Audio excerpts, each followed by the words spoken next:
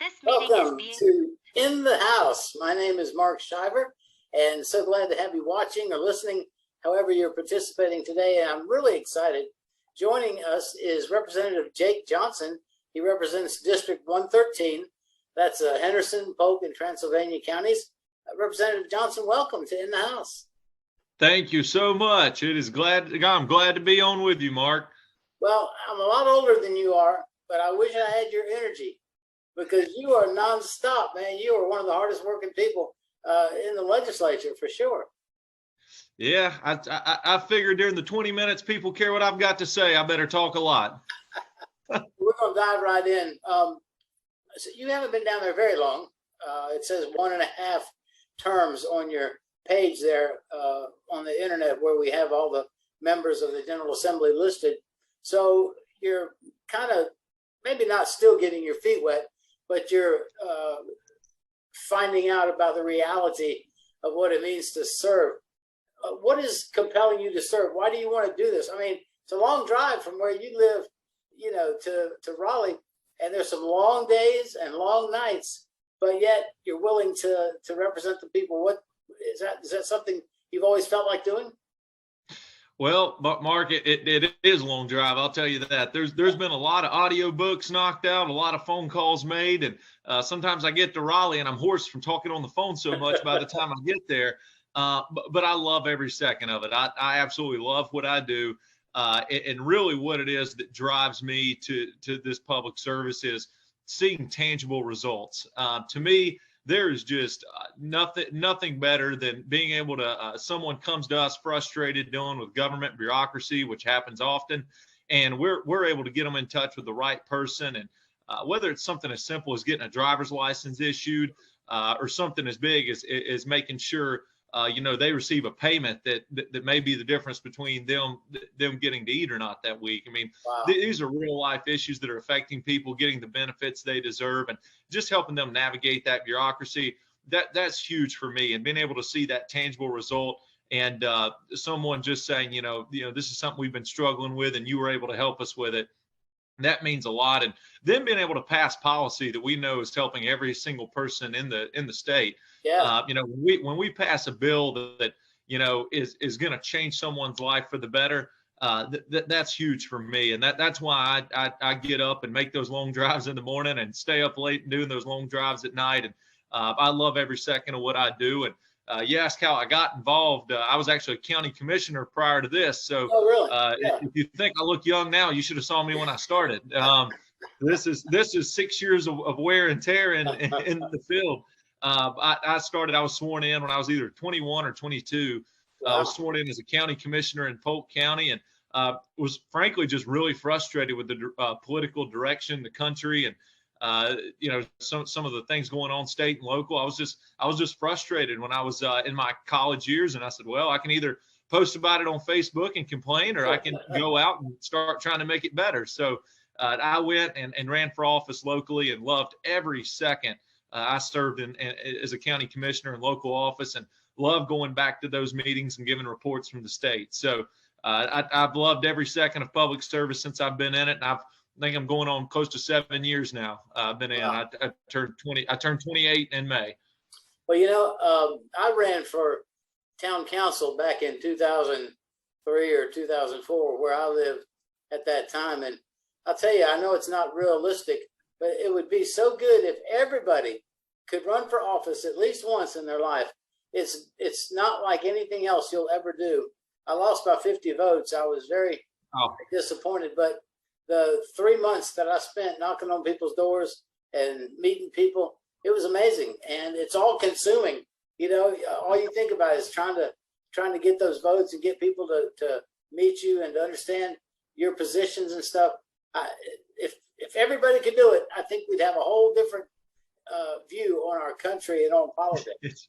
It is a crash course. I will tell you that it is a crash course, and going to the grocery store is never the same again. You always run into somebody you know.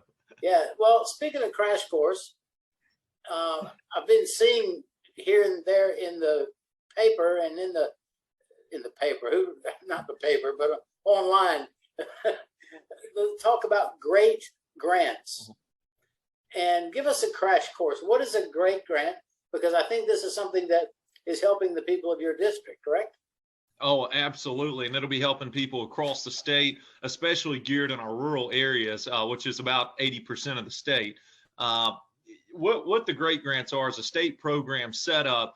And this is in addition to RDOF funds. So federal funds come down called RDOF. Those are federal funds that go to broadband distribution. The great grant was a system set up by the state to where providers could apply and they can match funds with municipalities or counties. We've certainly seen that. A great example is my home county where I live in Polk County. The commissioners committed, and we're a small county, less than 20,000 people, actually around 19,000. Wow. No, I think there's schools in Raleigh bigger than that. But we got about 19,000 people, and our commissioners made a huge investment of $250,000. That's a big investment to a small county, $250,000. They were able to leverage from that $13 million so far. Wow. That may be more, but when all's said and done, but $13 million. And I commend counties all over the state for taking this serious, and legislators for going out, meeting with their providers and getting this, because what it does, it allows, kids that are having to drive to a McDonald's to turn in an assignment, that lets them do that from home, just like a kid from a more urban area would do. Then you've got older folks that are retired here, a lot of retirees in my district, probably one of the older districts per capita in the state, who are depending on telehealth. If there's something going around that they don't want to get, it's a routine checkup with their doctor, a screening for something, they're able to do that on telehealth. Never risk going into the medical facility. And then you've got people who, for the first time, maybe be having these opportunities to work from home. So they're looking at this as an opportunity to say, I used to have to live within realistically an hour radius of where I'm working. Now, with being able to work remotely, either part-time or full-time, I can choose to live wherever. And it's opening up housing markets that we never thought would be there, which is really good. But what we've got to have is that infrastructure to support that. We're talking water, sewer, and internet. If you look on the MLS where real estate is sold back and forth and advertised in North Carolina, and that's what I do in the private sector is real estate. But if you look at that, the two things that are disclosed are water and sewer. Right. I think we're headed to a day and time where, more and more people that I work with are going, that's good on the water and sewer, but what about internet? What's your internet provider? It's so necessary. And I think that's why you've seen a mass migration over the past 20 years of folks moving out of rural areas into the more urban areas, because you do have those things like the internet and water and sewer. And if we really want our young folks to feel like they have an option to move back to their rural hometown, right, I think we've got to invest heavily in those things. And I just did a piece on Spectrum recently talking about that migration shift because of the lack of infrastructure in rural areas. So I think we've got a great opportunity, and I want to commend our caucus. This was something that, I chair the IT appropriation, so it's always kind of in my forefront. Sure. And another one, Representative Jason Sain and Dean Arp, they've been incredible, and Donnie, our other senior chair, they've just been absolutely phenomenal at recognizing what an opportunity we have with the federal funds coming down, and to be able to match some of our funds with it. But also to think 20 years down the road, where are new markets we need to open up? We know North Carolina's growing because of some things I hope we get to talk about. But, with those people moving here, where are we going to put them? We can't pack everybody into Charlotte and Raleigh, and we want to open up those beautiful mountains and coast and everywhere in between to have people an opportunity to move there. But you got to have the infrastructure to support them. Absolutely. Representative Sain and Arp, those guys, they get it. But now, I've heard this little, well, kids are going to McDonald's to do their homework. Is that really happening? Come on now. Oh, I've heard it more than once out here, and really? I've heard in some scenarios, you've got kids that, let's say that they've got two parents that are working, and they're at home and they're not 16, have no one to drive them. I think that's why you've seen a lot of kids fall off the map during this virtual learning period that we had the past year. We've looked at statistics over and over and over. We have no tracking mechanism for these kids. Once COVID hit, things went remote, they were gone.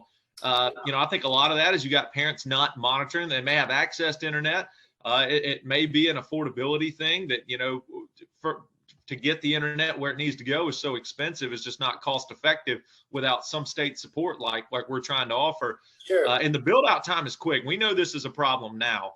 The most frustrating thing is someone to call me and say, I need internet. And I say, okay, it's going to be there in 6 years. They're like, okay, well, that doesn't help me between now and then. So we've really put a fast track on these, the monies that are being, and when I say money, we're talking $1 billion. This is not change. This is a serious investment. In a budget of 28 billion, we're looking at $1 billion just for internet providing. So very serious investment we're making, especially when you talk about what the providers are leveraging. We're talking about massive amounts of money. Yeah. So we take this extremely serious. I'm going to ask what may be a dumb question, so don't embarrass me too bad.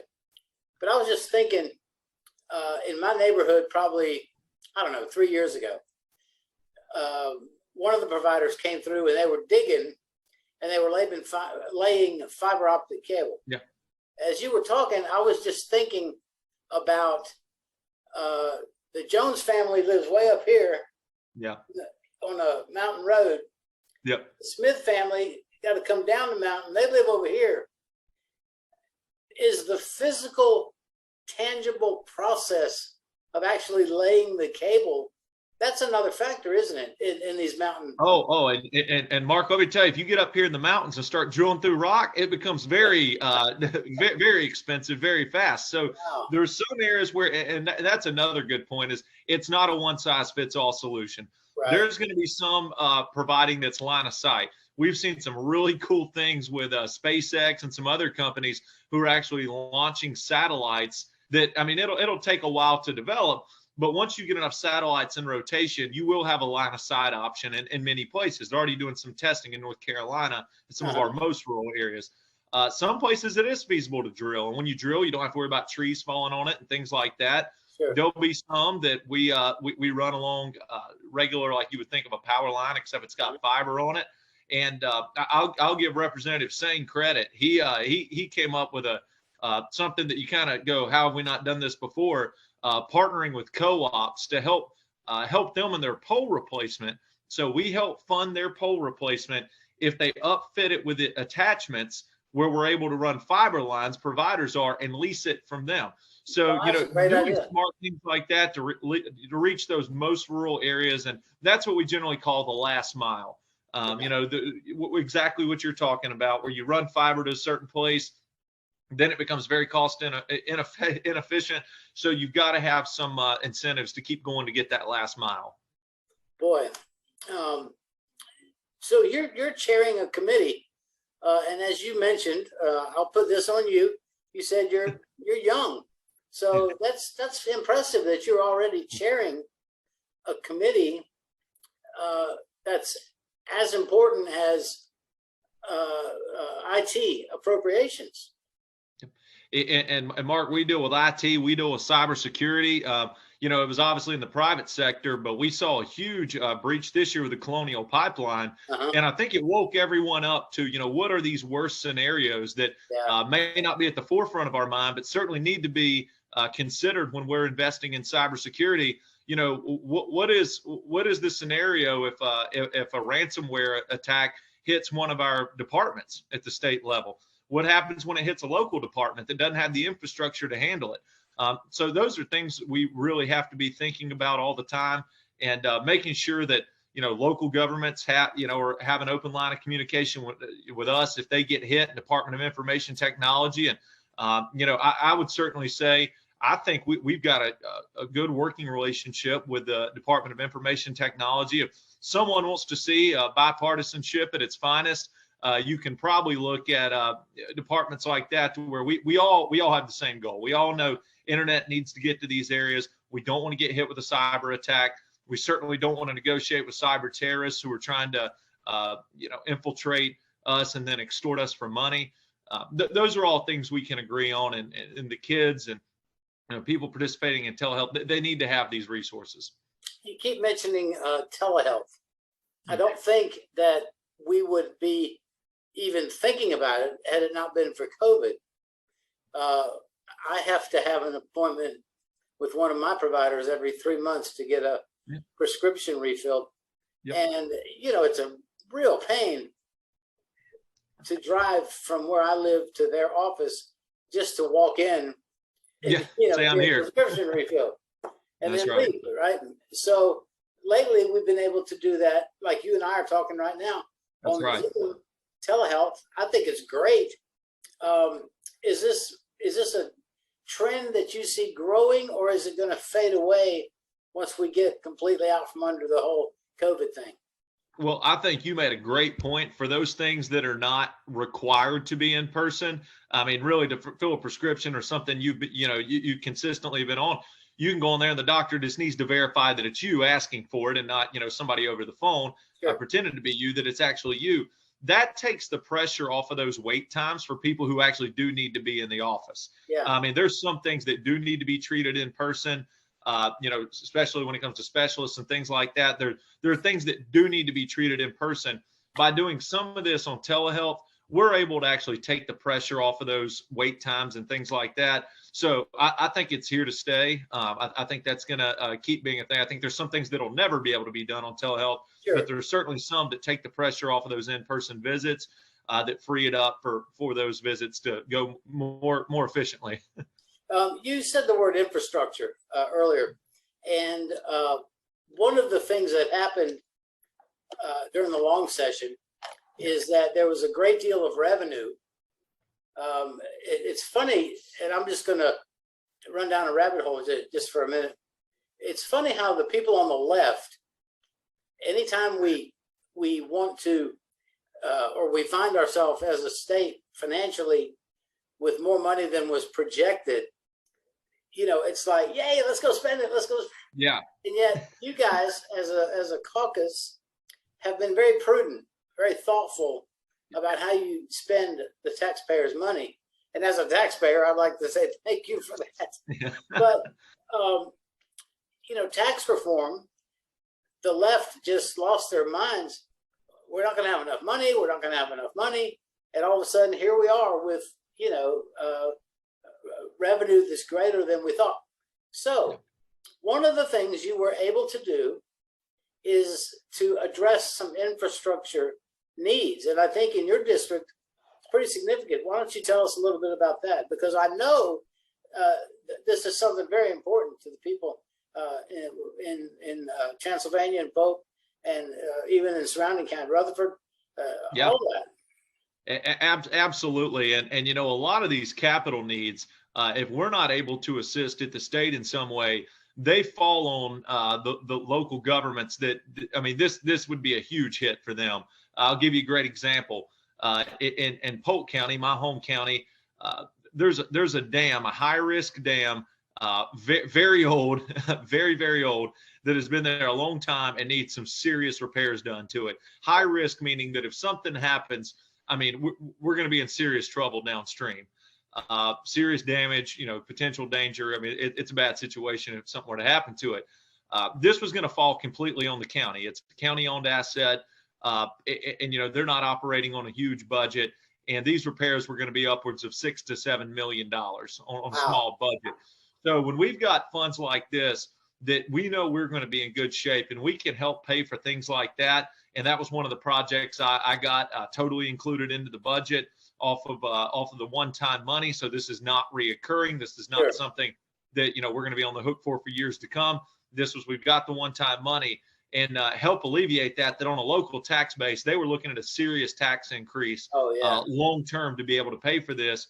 If we're able to come in off those projections, and help them out, that's incredible, and that's totally transformative for what their budget outlook looks like for the next decade. Totally changes what they're able to do at the local level. Another example, the dam in Rutherford County is going to have to be totally rebuilt. Huge capital project. We got money in the budget for that.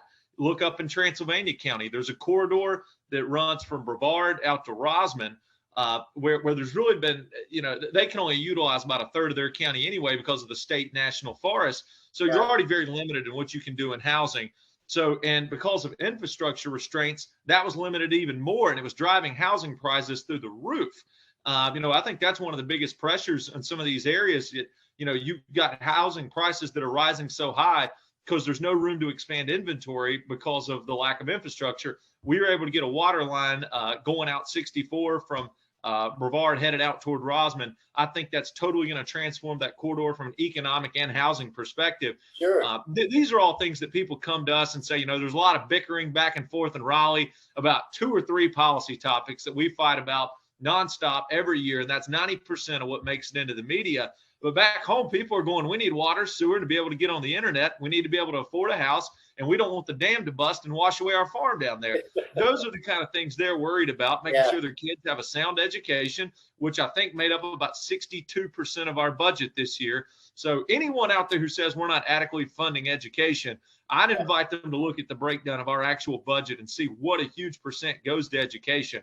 It's massive. We were able to give raises every year the Republicans have been in power. At least it's been included in our budget, whether it got implemented or not. We can't always control that. But we've had raises in the budget ever since we've taken over. So we've made investments in these things that people back home care about. And I look forward to seeing us continue to do that going forward. Golly, we try to stay around 20 minutes, and we're about to run out of time. And there's so much more that I would love to ask you and talk about. But I think we'll wind it up on this because Representative Johnson, there was something that I read actually last night that was fascinating to me. And it was fascinating because it was written in such a way that somebody like me, I went to school in South Carolina, so I could understand it. And it talked about implementing a stress test when you're creating your budget. And what that means is trying to foresee a Hurricane Florence or a Matthew or this massive wildfire people probably have forgotten about, in the eastern part of the state, but you guys really went through it there in the western part of the state. That's right. At the same time, Florence or Matthew was hitting. And another stress could be inflation.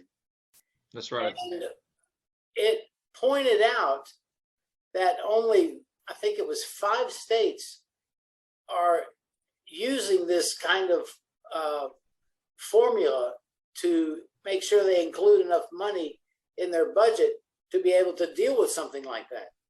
And I found it reassuring, fascinating, because North Carolina was prominently talked about in this article, that you guys have gone through this process to make sure that there's money set aside to deal with inflation, to deal with a natural disaster. So talk about that mindset a little bit as we wind up. Absolutely. And this goes back 10 years to really when the state was transformed. And it predates me a little bit, but I think we've done a really good job keeping up the mindset of, we are going to have some good years, but we are also going to have some tougher years. There's no denying that. There are trends.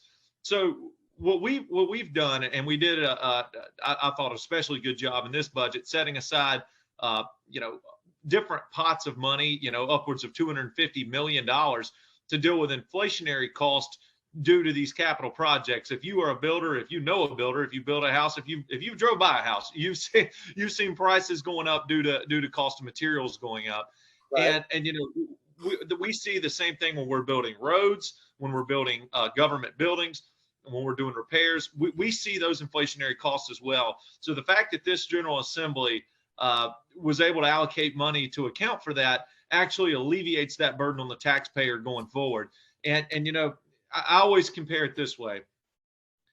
The Democrat philosophy, in my opinion, on taxation may, and I use may very skeptically, may work for 1 year because their thing is raise taxes on things like the corporate tax, franchise tax, and income tax. Raise those taxes and you have more money.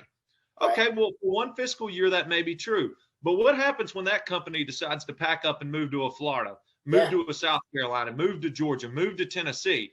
Those jobs go with it. The people that do stay here now no longer have a job. They're going on government services on temporary or unemployment. Right. So when that happens, that puts more stress on our budget, which we don't have the revenue coming in anymore because those businesses that were paying taxes are gone. So that's the system they were working under for years. Our system is, let's bring employers here. Let's lower that corporate and income tax, lower the franchise tax, bring businesses here where people that are on unemployment now have employment opportunities, reinvest that into our universities, community colleges, and high schools for job training apprenticeship programs where they can go out and get experience and get into the workforce.